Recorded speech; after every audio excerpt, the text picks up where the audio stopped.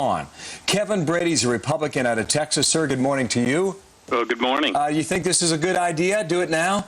Well, no, I don't. I think there's really a lot of skepticism that the first half has worked as it was intended.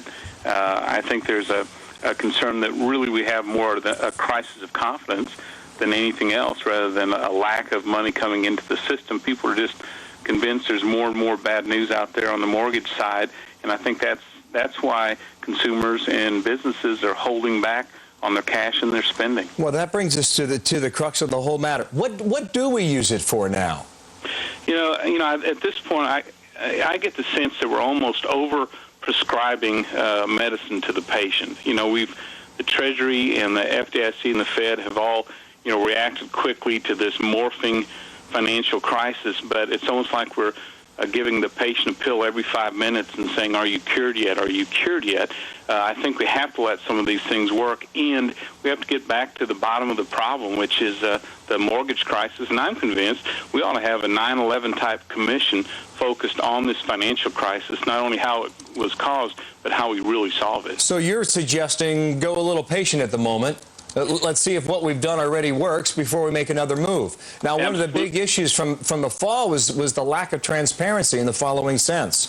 The banks are either holding on to the money, sir, or there's no accountability for where the money went. Now, what is the suggestion on Capitol Hill to change that the next time around? Well, you hit the problem right on the nail there, right on the head. It is flat, straight-out accountability that we need to see. We've made almost $8 trillion of commitment to liquidity in the market.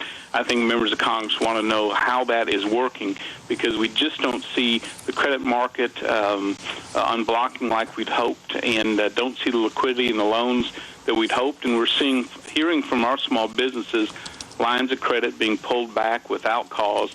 All those have to be answered, I think, before discussion about new monies going into the bailout. Well, we may hear from the president in about 10 minutes on this very issue, and the suggestion, the argument he may make is that you cannot wait, and the failure to act may lead us down a darker road than we've been on just yet.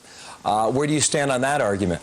I think when the financial crisis first began, that was the most effective argument. Today, I think that will be less effective, and I actually think the outgoing president is giving, to his credit, trying to take a tough situation off the incoming president's hands by asking for the bailout. Well, that's interesting. You voted for or against the first bailout? I voted for the first one. You voted for the first one. You're holding your fire on this one.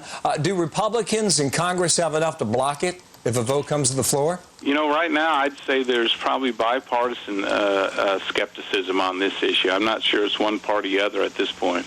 Well, it is topic A for us this morning. Kevin Brady, thank you for your time. Well, thanks for having me. As we await, certainly, sir, as we wait on the White House, here is Megan now with more on that. The president will be out in what? 10 minutes or so? Yeah, and he's usually very prompt.